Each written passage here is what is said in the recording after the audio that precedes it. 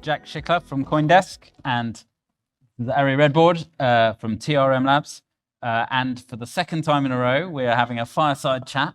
Yeah, I think this is like a continuation of our right. challenge. Let's just make it an annual event. even if the summit doesn't happen, we'll meet up next September. Exactly. Yep. Very good. Very good. The brief we're being given this year is on keeping DeFi safe, and that's something people have already been talking about a lot this morning. I know you saw the panel on and see the many ways in which the EU and the Commission are thinking about how you can regulate DeFi and the many challenges that poses given the different structure of this technology. How does that kind of intersect with your work at TRM? Yeah, no, it's so important, and I thought Robert and Peter and John and that panel sort of really kicked this off.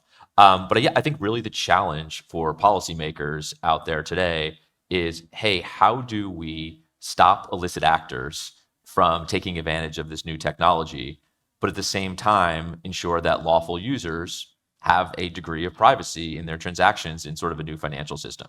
And I think that's how, thoughtful policymakers are thinking about how should we address risk in DeFi.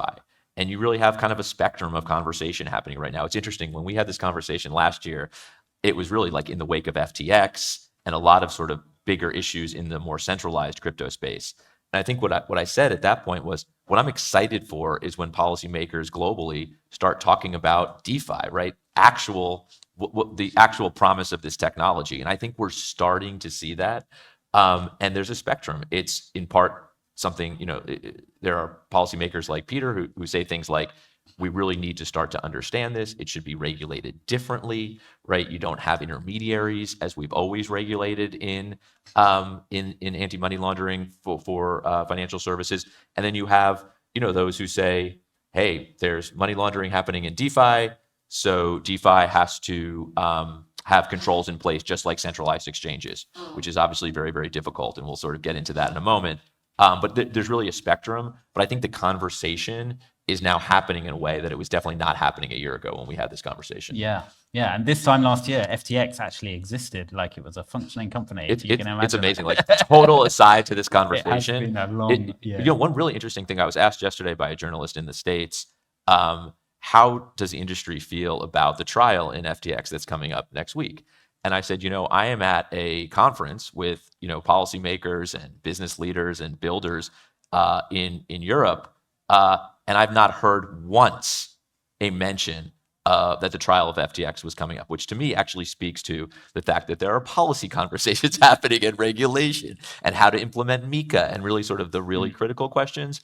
But I do think that we finally have, to some extent, I hope that the trial does not derail this, moved on from that to what does thoughtful regulation look like for DeFi, for an actual decentralized financial system. Yeah. And those who do want a blow-by-blow account of the SBF trial can sign up for the CoinDesk newsletter. Yeah, CoinDesk has done an daily amazing job on it. Yes. I'm just going to put in a plug for that. You guys have done a really good job with that. Yeah. I mean, to get back to the topic, I think you put your finger on it, that this is a totally structurally different environment than the one regulators are used to, in which the role of intermediaries is very different or absent entirely. And I think we had a question on the panel before about, what does that mean for privacy? What does that mean for security, data protection?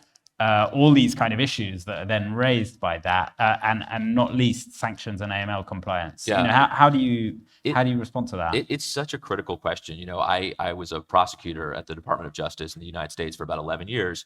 And it was I really sort of started around 9/11. And the debate was, how should we think about privacy and security in airports and city streets? And today I think we're having that conversation on blockchains, right? How much privacy are you willing to give up for security? And I think it's a really, really critical question. And I think we're sort of seeing it play out in the policy conversations that are happening. I think, again, like it's a needle, right? You have to figure out how to thread this between enabling lawful users to have privacy, right? As more and more transactions occur on open blockchains in an open financial system, people are going to need more privacy. But at the same time, we saw North Korea steal about $1 billion last year from the crypto ecosystem. 300 million already this year. And we continue to see that type of activity. We have to stop that from happening. It's interesting. I was a national security prosecutor, so I focus a lot of time on things like North Korea, terrorist financing. But even if national security isn't a focus and you just believe in this ecosystem, and I think we all are here because we believe in this ecosystem, no one is going to put their funds on a bridge or a DeFi protocol or a centralized exchange if they believe that they are going to be hacked and stolen, particularly by a country that is using it for weapons proliferation. So the reality is we have to stop that from happening. And I think that is imperative for our industry, from the private sector side, but also sort of for government. So I think that's really the challenge. I will say something that's, I think, really important about DeFi and AML. And that is, if you understand sort of the stages of money laundering, yes, some of the layering, which is when you're sort of moving the funds around, can occur in DeFi. You can move the money around, you can move it across bridges, you can move it across chains, you can change assets, but you can't integrate it into the financial system. You need on and off ramps for that. So where we see the money laundering occurring, or the real money laundering risks in crypto today at TRM, is still on those on and off ramps, which are highly regulated today when it comes to AML, right? Centralized exchanges, which have to have, tools like TRM. They have to have policies and procedures, compliance officers. Isabella Chase from TRM, Moderator, great panel yesterday on just this, right? What are the obligations today? And they're pretty onerous in this space. It is very clear. So I think that, one piece of this that's really key and often overlooked is the best way to stop money laundering in crypto is not to overregulate the DeFi space. It's to ensure that we have compliance on those on and off ramps. Yeah.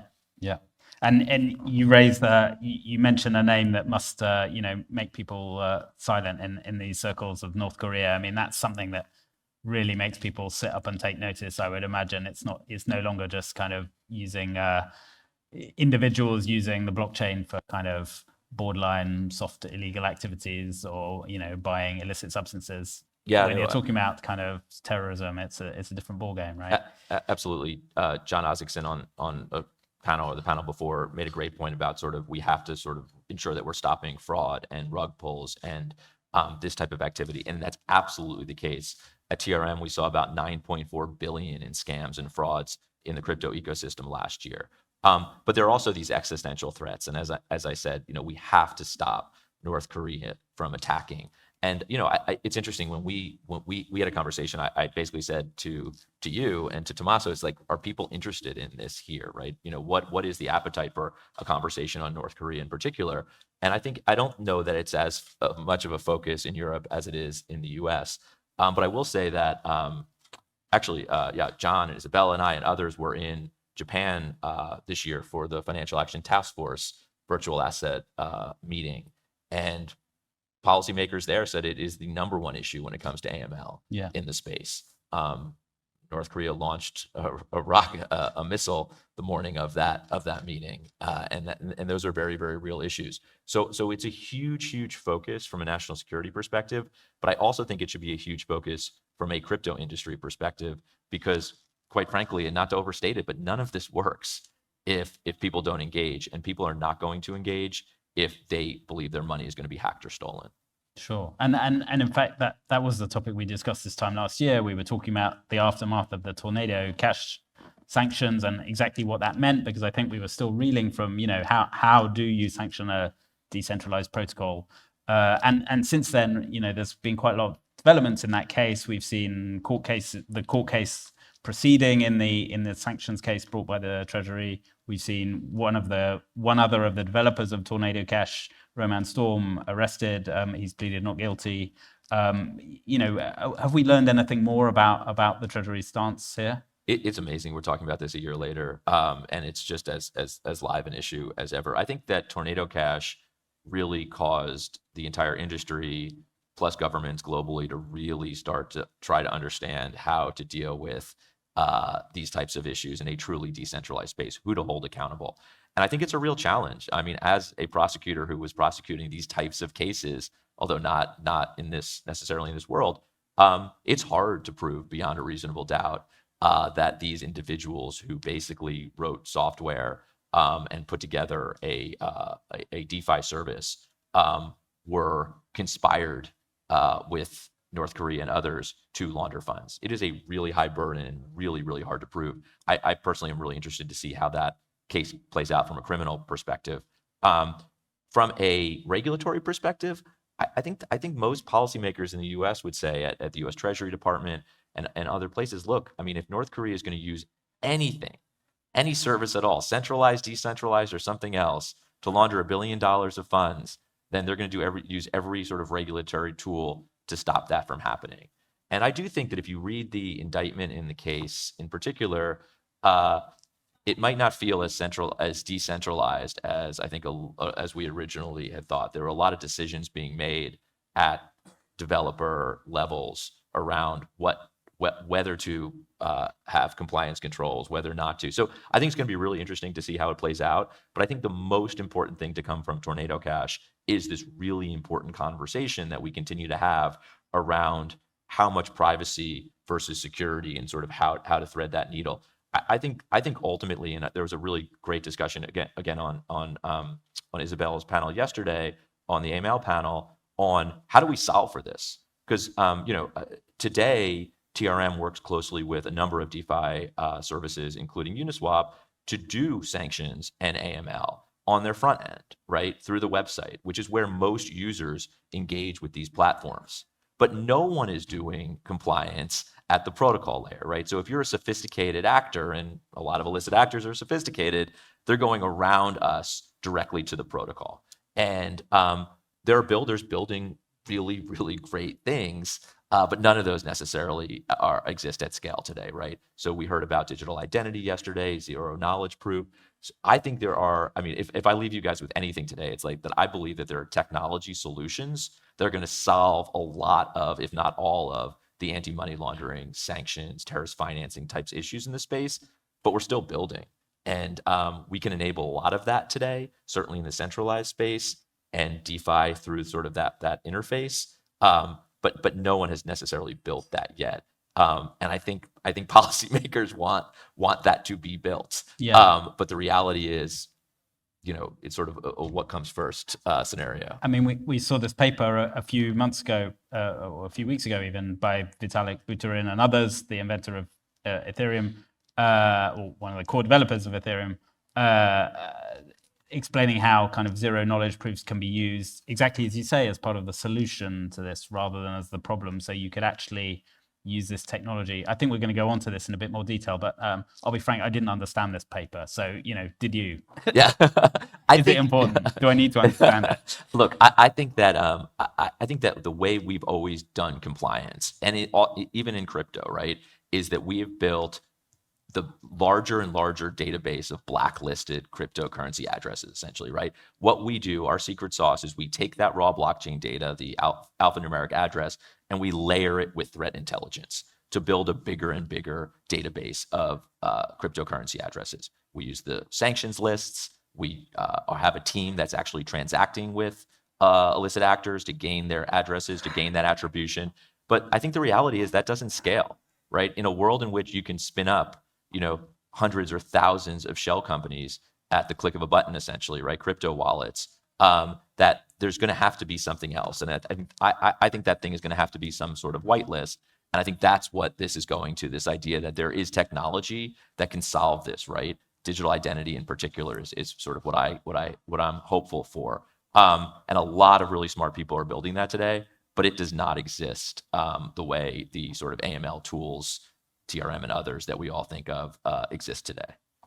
One of the debates that's been going on in the EU and is still live because they're still negotiating the legislation is about how to legislate for crypto in anti-money laundering laws. So they're still considering how to change EU anti-money laundering laws. And one of the things they're proposing is to essentially ban privacy coins. So the likes of Zcash and Monero that allow you to conceal your identity.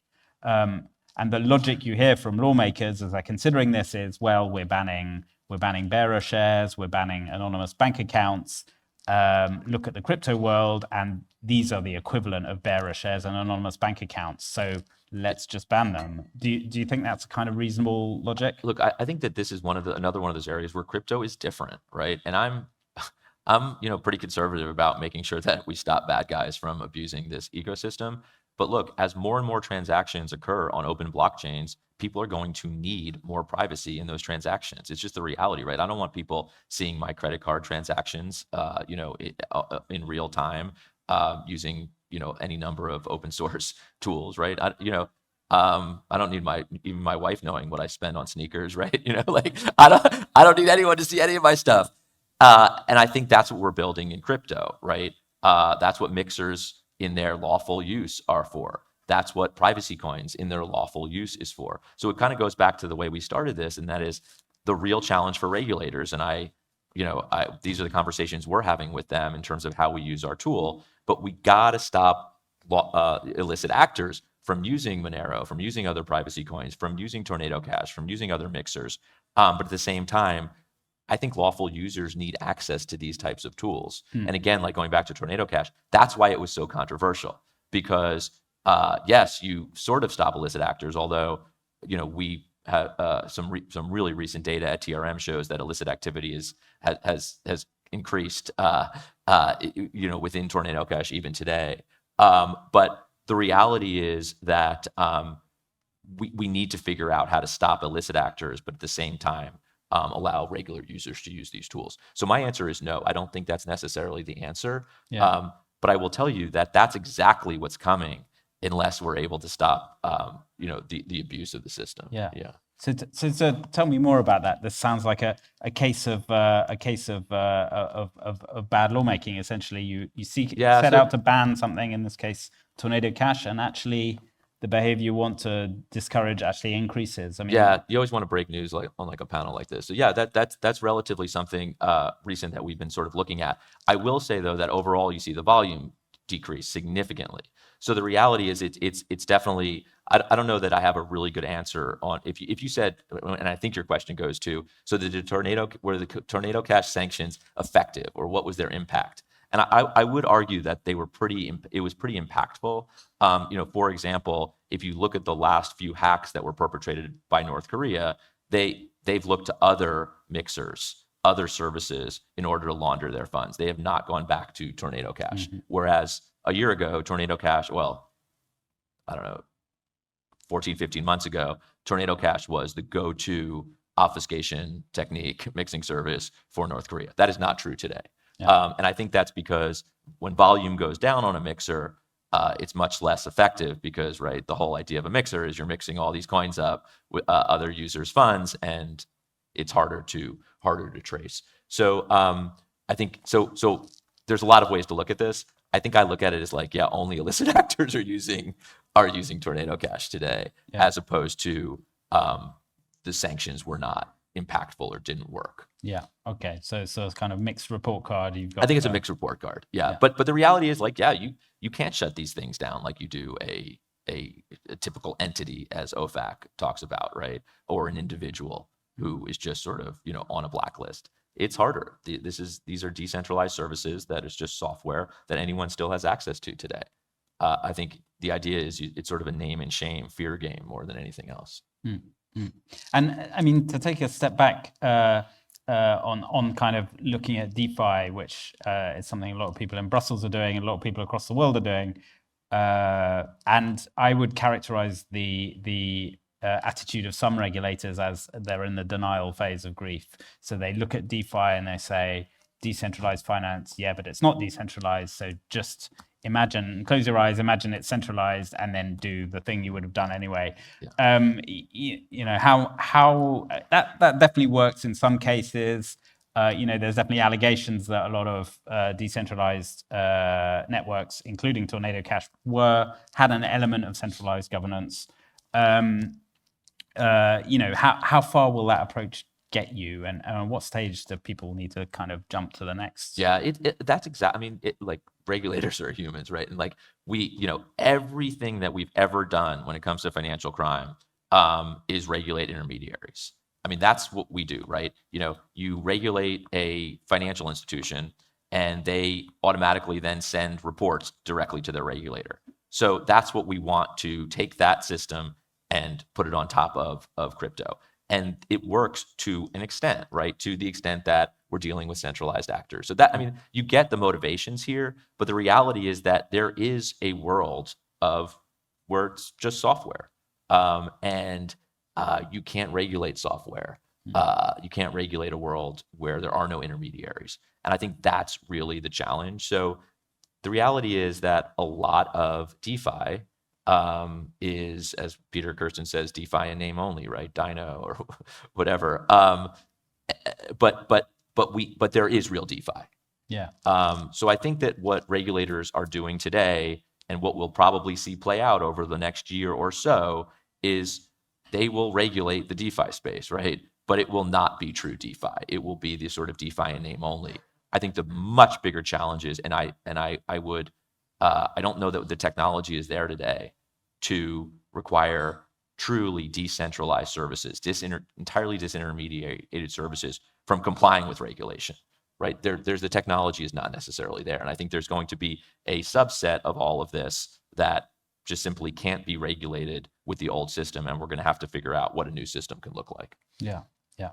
And I mean, I know TRM's done some research on the trends we're seeing in the blockchain ecosystem, the kind of blockchains, the kind of tokens that are being used for illicit finance. Do you want to talk us through some of that? Yeah, absolutely. And I think that's like one of the coolest things that we've seen happen over the last few years is, we did a report recently that said in 2016, about 97% of illicit activity occurred in Bitcoin. In 2022, that was 19%. And that is a great thing. And it's a great thing because what we've seen now is a shift to a sort of more sophisticated ecosystem of blockchains and assets overwhelmingly used for illicit purposes. But bad actors always follow the money, right? These are all opportunists. So when the money is now in DeFi, on bridges, right? Tether on Tron, we're seeing all kinds of illicit activity in sort of new places. But I actually think that it speaks to a growing licit ecosystem as much as it does sort of where illicit actors are in the space. But I think it's really, really important. And when you're talking about tracing funds now, it's not a Bitcoin only game. It's you have to be able to trace funds on Solana, on Tron, on myriad other, beyond Bitcoin, beyond Ethereum. And it's really, really critical. And it's not just crypto assets, it's NFTs. Right? You need, there's NFT activities on Ethereum and Solana. You need to be able to trace and track the flow of those NFTs. So I think there's so much happening. I think of it as sort of like, you watch these like old Western movies where there's like a shootout right down like the main drag, right? It's easy to track and trace in that world, right? There's no infrastructure, there's nothing to see. It's just one street down the middle of town. I think now what we're doing is we're building Brussels, we're building New York, we're building an ecosystem that is more complex, that is more sophisticated, and it requires more sophisticated tools, more sophisticated compliance professionals, law enforcement to understand it. But I think it's an overall great thing for the ecosystem. Yeah, yeah. So these illicit actors aren't Bitcoin maxis. Yeah, no, it's interesting. Some people will be upset by that. Yeah, it's interesting. As I've made this point over the last few years, I feel like there are fewer and fewer folks that are just it's Bitcoin and Bitcoin only, right? I think that most people are sort of looking to a broader ecosystem. Understand that group still exists, but I do think it's like folks are looking to engage with all kinds of different choices, stable coins, CBDC. Crypto assets, NFTs. I think it's fun to see it develop. And I think at the end of the day, if we're talking about financial freedom, I think this idea of choice is really significant. And I like that all these things are developing within sort of a broader ecosystem. Yeah. So we've got moved from kind of classic Bitcoin to NFTs and to decentralized finance. What's the next kind of thing that compliance professionals will need to start worrying about? Yeah, I think honestly, I think blockchains continue to proliferate. We're seeing more and more different types of assets. I think questions around CBDC are really interesting. what are AML risks around, a central bank digital currency and how it's going to be issued. Is it on a blockchain? Is it not on a blockchain? So I think there's all kinds of issues that are going to arise. But right now, I think it's a cat and mouse game, for lack of a better description, right? Between illicit actors who are becoming more and more sophisticated in the way they move funds, but at the same time, the tools are getting better, the professionals are getting better. One thing to point out about North Korea in particular is, and when I talk to policymakers in the U.S. about this, they want to know, how do we stop North Korea? And I try to explain that it isn't inherently a crypto issue, right? Before there was crypto, North Korea hacked the central bank of Bangladesh and Sony Pictures. They shut down the UK health system. They're just targeting targets of opportunity. And right now the focus is on crypto. But all of that says to me that you got to harden your cyber defenses. And I'm by no means a cybersecurity expert. But to me, ultimately, these hacks are a cybersecurity issue, not inherently a crypto issue. I think what makes it a crypto issue is that, now a hack, means you're stealing funds directly. And North Korea can use those funds, where before crypto, a hack meant the loss of usernames and passwords. But really, I think this is inherently a cybersecurity issue. And I think we really need to be thinking globally about how to ensure that we're building with that in mind. Okay, well, I can see we're mining a rich theme of ideas here that we could probably talk about. We're going to have to pick that up again this time next year. Love it. Thanks very much, Awesome. Ari Redbord. Yep, thank you. Great job.